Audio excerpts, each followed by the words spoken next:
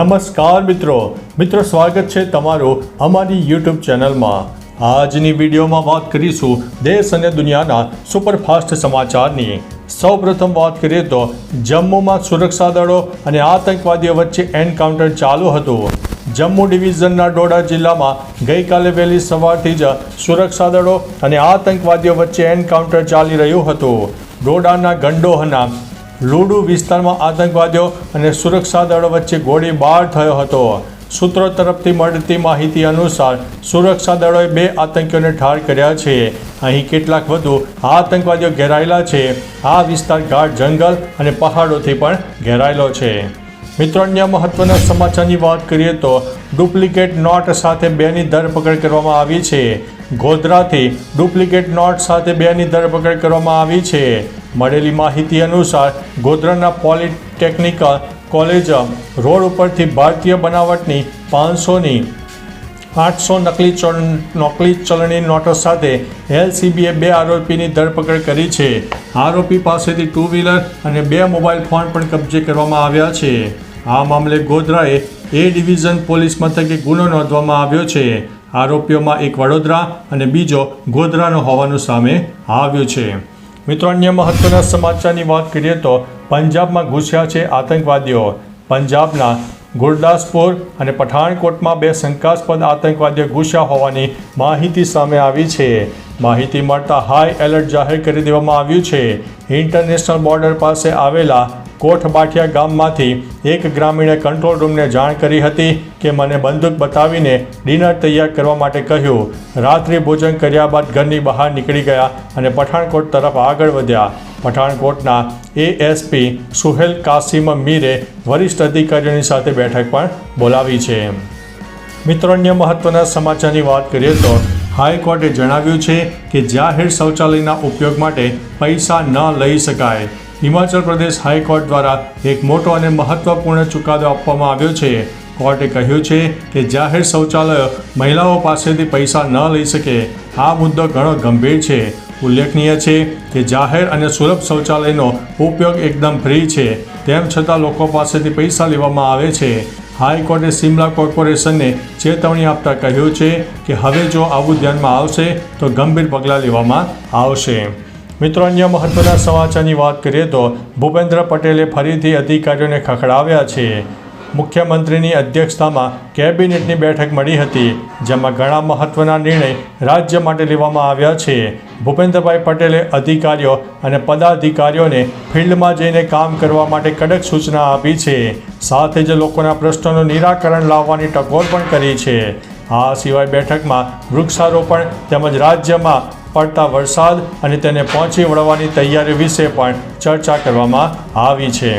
મિત્રો, અન્ય મહત્વના સમાચારની વાત કરીએ તો ભારતમાં જીવલેણ ઝિકા વાયરસની એન્ટ્રી।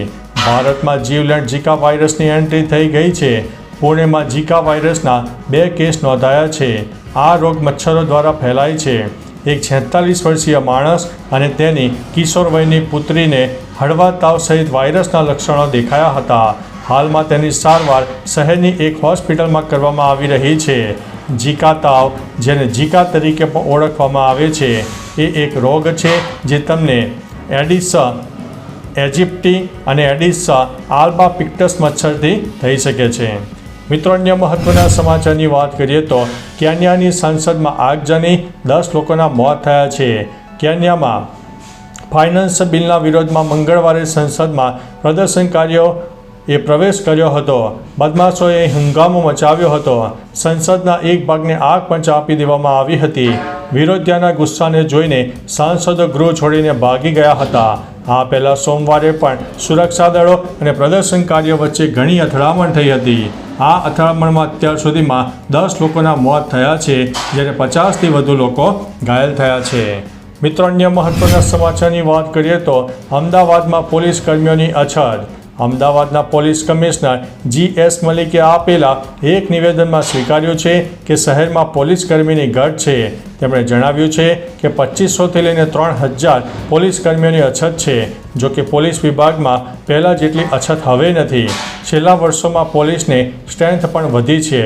હાલમાં અમદાવાદમાં 12500 જેટલા પોલીસ કર્મીઓ છે. વધતી જતી વસ્તીની સાથે શહેરમાં વધુ પોલીસની જરૂરિયાત પણ વધી છે. મિત્રો, અન્ય મહત્વના સમાચારની વાત કરીએ તો દુબઈમાં પણ પાણી ભરાય છે. રાજ્યમાં વરસાદનું આગમન થઈ ચૂક્યું છે અને પ્રથમ વરસાદે તંત્રની પોલ ખોલી દીધી છે. પ્રથમ વરસાદે જ અમદાવાદમાં ઠેર ઠેર પાણી ભરાયા હોય તેવા દ્રશ્યો જોવા મળ્યા હતા. આ મામલે અમદાવાદ મ્યુનિસિપલ કોર્પોરેશનના વોટર સપ્લાય કમિટીના ચેરમેન દિલીપ બગડિયાને પૂછવામાં આવ્યું તો તેમને રૂલો બચાવ કરતા કહ્યું કે દુબઈ જેવા વિસ્તારમાં પણ પાણી ભરાય છે. ઉલ્લેખનીય છે કે જ્યાં ગટર લાઈન નાખેલી છે ત્યાં રોડ બનાવવામાં આવ્યા નથી. મિત્રો, અન્ય મહત્વના સમાચારની વાત કરીએ તો એસટી ડ્રાઈવરે યુવતી સાથે કર્યા હતા ચેનચાળા. સોશિયલ મીડિયા પર એક એસટી બસ ડ્રાઈવરનો જાહેરમાં એક યુવતી સાથે ચેનચાળા કરતો વિડીયો વાયરલ થયો છે. મળતી માહિતી પ્રમાણે આ વિડીયો ભુજ એસટી ડેપોનો છે. તેમાં જ ડ્રાઈવર ચેનચાળા કરે છે. તેનું નામ BN જાડેજા છે. જે યુવતી સાથે તે ચેનચાળા કરે છે તે એપ્રેન્ટિસ છે. વિડીયો વાયરલ થયા બાદ યુવતીને છૂટી કરી દેવાઈ છે, જ્યારે ડ્રાઈવર સામે ખાતાકીય પગલાં લેવામાં આવશે. મિત્રો, અન્ય મહત્વના સમાચારની વાત કરીએ તો આગામી 7 દિવસ વરસાદની આગાહી. હવામાન વિભાગની આગાહી અનુસાર રાજ્યમાં આગામી 7 દિવસ વરસાદની આગાહી વ્યક્ત કરવામાં આવી છે. આગામી 2 દિવસ અમુક જિલ્લામાં ભારે વરસાદની શક્યતા વ્યક્ત કરવામાં આવી છે. પંચમહાલમાં ઓરેન્જ એલર્ટ તેમજ અરવલ્લી, ખેડા, દાહોદ અને વલસાડમાં યલો એલર્ટ જાહેર કરવામાં આવ્યું છે. સુરત, નવસારી, ડાંગ અને નર્મદામાં વરસાદની શક્યતા વ્યક્ત કરવામાં આવી છે. સુરેન્દ્રનગર, જૂનાગઢ, ભાવનગર, ગીર સોમનાથ તથા રાજકોટ, અમરેલી અને બોટાદમાં પણ યલો એલર્ટ આપી દેવામાં આવ્યું છે. મિત્રો, અન્ય મહત્વના સમાચારની વાત કરીએ તો યુવકે ગામના ગૌચરમાં વાવ્યા છે 1100 વૃક્ષો. સાબરકાંઠાના હડિયોલ ગામના પર્યાવરણ પ્રેમી યુવાનની સહારનીય કામગીરી સામે આવી છે. યુવાને ગામના ગૌચર વિસ્તારમાં 1100 છોડનું વૃક્ષારોપણ કર્યું છે. યુવાનોએ લોકભાગીદારીથી 10 દિવસમાં સમગ્ર ગામમાં લીમડા, પીંપળ અને વડ સહિતના વૃક્ષોના રોપા વાવ્યા છે. યુવાનોએ ગામને હરિયાળું બનાવવા યથાર્થ પ્રયત્નો પણ હાથ ધર્યા છે. વૃક્ષોને પાણી મળી રહે તે માટે ગામના બોરથી સિંચાઈની વ્યવસ્થાની સાથે વૃક્ષના રક્ષણ માટે ફેન્સિંગ પણ કરી દીધી છે. મિત્રો, અન્ય મહત્વના સમાચારની વાત કરીએ તો PM મોદી આવતા મહિને જુલાઈમાં રશિયા જશે. ક્રેમલિન તરફથી એક નિવેદનમાં આ માહિતી આપવામાં આવી છે. નિવેદનમાં કહેવામાં આવ્યું છે કે ભારતીય વડાપ્રધાનની મુલાકાતની તૈયારીઓ કરવામાં આવી રહી છે, પરંતુ તારીખ વિશે કોઈ પુષ્ટિ આપી નથી.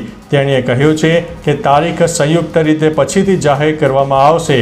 PM મોદીના રશિયા પ્રવાસને લઈને ભારત તરફથી કોઈ પુષ્ટિ પણ કરવામાં આવી નથી. મિત્રો, અન્ય મહત્વના સમાચારની વાત કરીએ તો 102 તાલુકામાં વરસાદ. અમરેલી પંથકમાં અનરાધાર વરસાદ જોવા મળ્યો હતો. રાજ્યમાં છેલ્લા 2 દિવસથી ચોમાસું ખરેખર જામ્યું છે. વહેલી સવારથી લઈને સાંજ સુધીમાં રાજ્યમાં 102 તાલુકામાં હળવાથી ભારે વરસાદ ખાબકી ગયો છે. સૌથી વધારે 4.5 ઇંચ વરસાદ વિસાવદરમાં પડ્યો છે. તો આ તરફ અમરેલીમાં અનરાધાર વરસાદ જોવા મળ્યો હતો. અમરેલી જિલ્લાની સૌથી મોટી નદી શેત્રુંજીમાં પણ ઘોડાપૂર આવ્યું હતું. ખાસ કરીને ધારીના ગ્રામ્ય વિસ્તારમાં ભારે વરસાદ પડ્યો છે, જ્યાં નદીઓ હવે ગાંડીતુર બની રહી છે.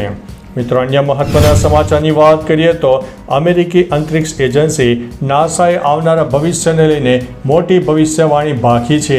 નાસાના અનુસાર આજથી 14 વર્ષ પછી એટલે કે 2038માં દુનિયા ખતમ થઈ જશે. એક ખતરનાક એસ્ટરોઇડ પૃથ્વી સાથે ટકરાશે તો પૃથ્વી ખતમ થઈ શકે છે. ટક્કર એટલી ખતરનાક હશે કે આખી દુનિયાનો નાશ થઈ જશે. નાસાએ એક રિપોર્ટમાં જણાવ્યું છે કે 12 જુલાઈ 2038ના રોજ 2:25 એક વિશાળ એસ્ટરોઇડ પૃથ્વીની ટકરાશે, જેમાં વિનાશ પૃથ્વીનો થઈ શકે છે. મિત્રો, અન્ય મહત્વના સમાચારની વાત કરીએ તો હજારો લોકો રસ્તા પર ઉતર્યા. આવી ઉજવણી નહીં જોઈ હોય તમે. અફઘાનિસ્તાનના રસ્તાઓ પર હજારો લોકોની ભીડ દેખાઈ રહી હતી, જેની તસવીર અને વિડીયો વાયરલ થઈ રહ્યા છે.